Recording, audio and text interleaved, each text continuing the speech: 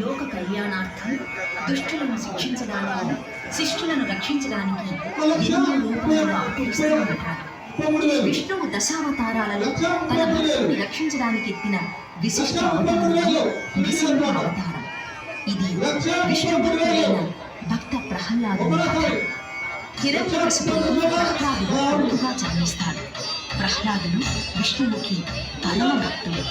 హిరణ్యకశిపుడు శివభక్తుడు. విష్ణువుకి విపరీతమైన ద్వేషం. తన రాజ్యంలో ఎవ్వరూ విష్ణువుని పూజించకూడదు, ఆరాధించకూడదు, కనీసం విష్ణువు పేరు కూడా ఉచ్చరించకూడదని కఠినంగా ఆజ్ఞాపిస్తాడు. కానీ తన కొడుకైన ప్రహ్లాదుడు మాత్రం సదా విష్ణువుని ధ్యానిస్తూ పూజిస్తూ హరినామ స్మరణ చేస్తూ హిరణ్యకశిపుడికి కోపం తెప్పిస్తాడు. ఎన్ని విధాలుగా ప్రహ్లాదుని బెదిరించినా, ఎన్ని శిక్షలు వేసినా ప్రహ్లాదుడు మాత్రం హరినామ స్మరణ పూజ. విష్ణువు సగం నరుని రూపంలో సగం సింహ రూపంలో అవతరించడంలో ఒక విశేషం. హిరణ్యకశిపుడు తనకు పశుపక్ష్యాదుల వలన కానీ, మానవులు దేవతల వలన కానీ, ఏ ఆయుధాల వలన కానీ, రాత్రి కానీ పగలు కానీ, మధ్యాహ్నం కానీ, ఇంట కానీ బయట కానీ చావు రాకూడదని బ్రహ్మని శివుని మెప్పించి వరం పొందేలా తపస్సు చేసి బ్రహ్మాది దేవతలందరి చేత అలా వరం పొందుతాడు. ఆ వరగర్వంతో అతడు అందరినీ అణగదొక్కుతూ ఉంటాడు. అందుకే విష్ణువు హిరణ్యకశిపుణ్ణి సంహరించడానికి నరసింహ రూపంలో అవతరించాడు. నారాయణ నారాయణ. హిరణ్యకశిప, నీవు విష్ణుద్వేషివి, కానీ నీ రాజ్యమంతటా విష్ణునామస్మరణం, సేవనం, పూజనం ఉండరాదని ఆజ్ఞాపించారు కదా. నీ ఆజ్ఞను ధిక్కరించిన వారిని కఠినంగా శిక్షించావు కదా. మరి నీ కుమారుడే విష్ణునామస్మరణ చేస్తున్నాడు కదా, ఎందుకు ఊరకుంటివి? మీరు అబద్ధాలు చెబుతున్నారు నారదముని. నా కుమారుడు ఎన్నటికీ అలా చేయడు. ఓ అలాగా, సరే మరి స్వయంగా నీవే చూడు.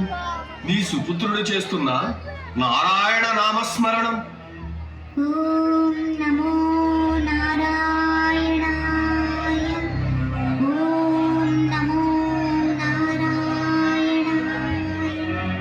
ఓం నమో నారాయణాయ. ఓం నమో భగవతే వాసుదేవాయ. ఓం నమో భగవతే వాసుదేవాయ.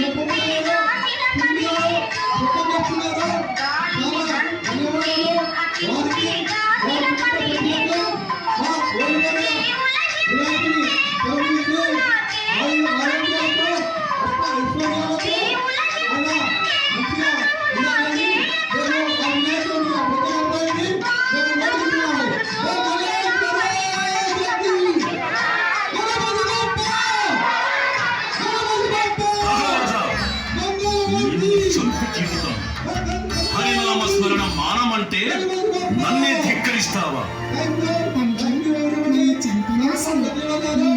హరినామస్మరణ మానవు. నీవు కూడా ఆ హరిని పూజించు, నిన్ను అనుగ్రహిస్తాడు. స్వామి, ప్రహ్లాదుడు మన సుపుత్రుడు. అతన్ని క్షమించి వదిలివేయండి స్వామి. అతన్ని శిక్షించకండి. నా ఒక్కగానొక్క కొడుకు ప్రహ్లాదుడు స్వామి, మన వంశాంకురం స్వామి. అతన్ని ఏమీ చేయకండి స్వామి, క్షమించి వదిలిపెట్టండి.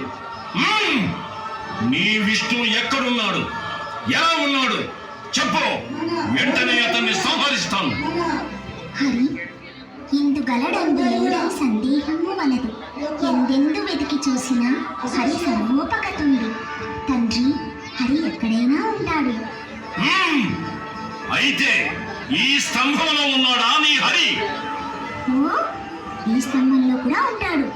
పిలిస్తే పలుకుతాడు, కానీ పిరికి పందలా దాక్కుని లేడు.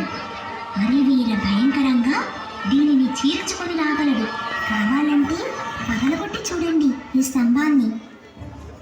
శ్రీహరి తన భక్తులను రక్షించడానికి సదా సిద్ధంగా ఉంటాడు, సర్వత్రా ఉంటాడు.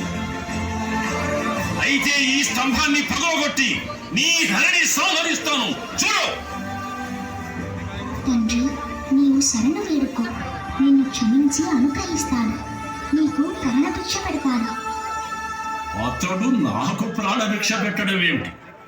నేనే అతడి ప్రాణాన్ని నా గదాఘాతంతో సంహరిస్తాను.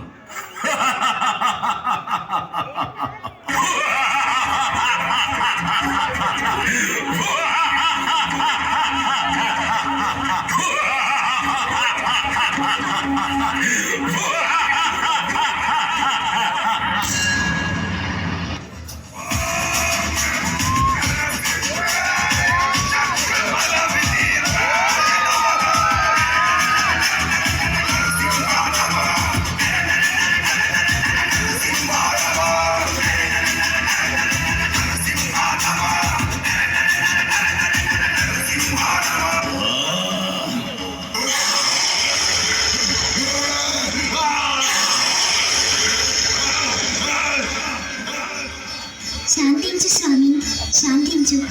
నా తండ్రి గారికి మోక్షాన్ని ప్రసాదించు. ఓం నమో నారాయణాయ.